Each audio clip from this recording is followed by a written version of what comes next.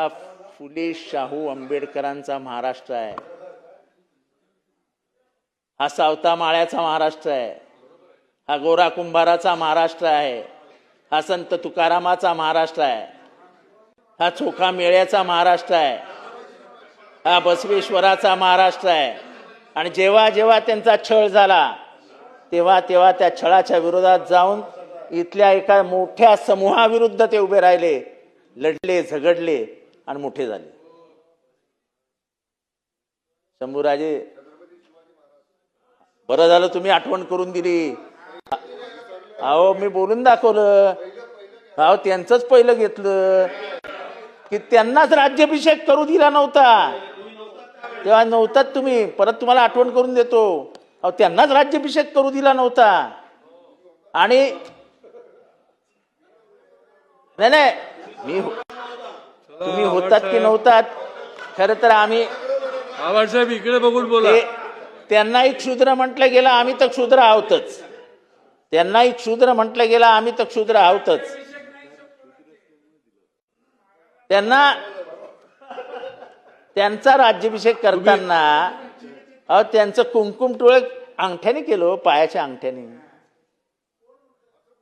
अहो लिहिलंय, पुस्तकात वाचा, पुस्तकात वाचा. छत्रपती शिवाजी महाराजांचा राज्याभिषेक याचा उल्लेख करताना कुठल्या पुस्तकात काय लिहिलंय, पायाच्या अंगठ्यानं टिळक लावला, हे पहिल्यांदा आम्ही इतिहासातला ऐकतोय. हा छत्रपती शिवाजी महाराजांच्या संदर्भातला जे वक्तव्य त्यांनी केलं ते काढून टाका, काढून टाका अध्यक्ष महाराज, ते पटलावरनं काढून टाका.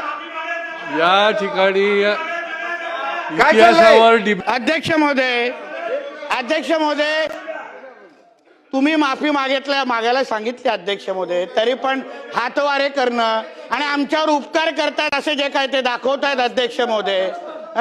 उद्या काय हे लोकांना कोणाच्या त्या औरंगजेबाला खुश करण्यासाठी, त्या टिप्याला खुश करण्यासाठी हे कार्यक्रम करतायत का?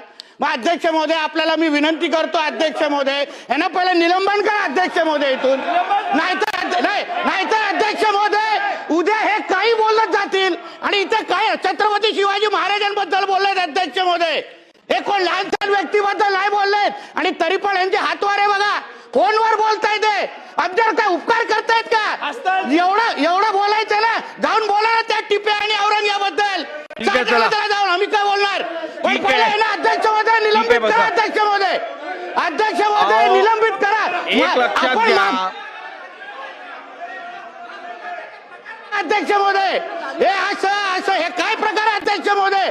ही पद्धत आहे माफी मागायची छत्रपती शिवाजी महाराजांबद्दल? हे अपमान तुम्ही सहन करणार अध्यक्ष महोदय?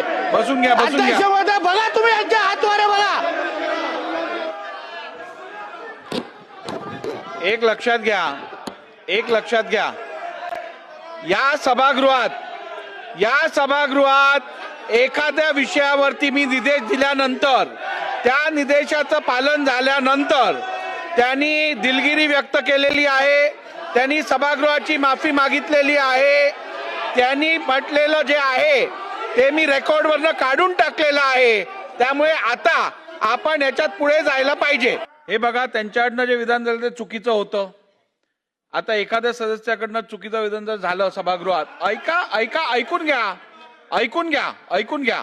तर आपण काय करतो सहसा, आपण ते केलेलं स्टेटमेंट रेकॉर्डवरनं काढून टाकतो. आता बसून घ्याल का?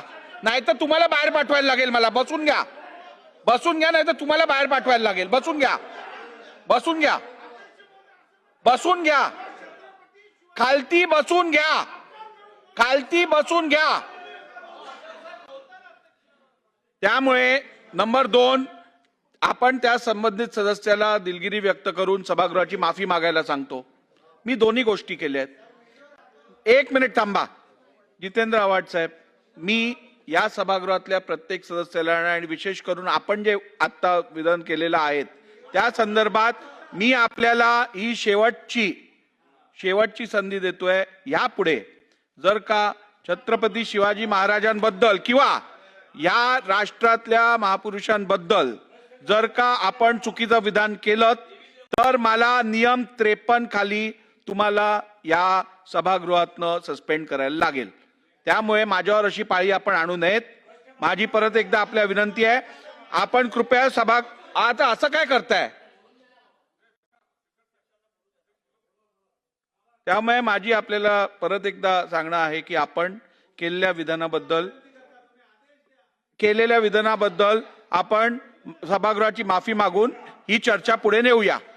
आवाज साहेब, हे आपल्या हितात आहे, आपण सभागृहाची माफी मागा. नाही, मी तुम्ही सांगितल्याप्रमाणे दिलगिरी व्यक्त केली. थांबा जरा. ज्यांच्या भावना दुखावल्या असतील त्यांची आपण सभागृहाची माफी मागा असे माफी माझे स्पष्ट मागितलेली निर्देश आहे. आहेत. थांबा जरा.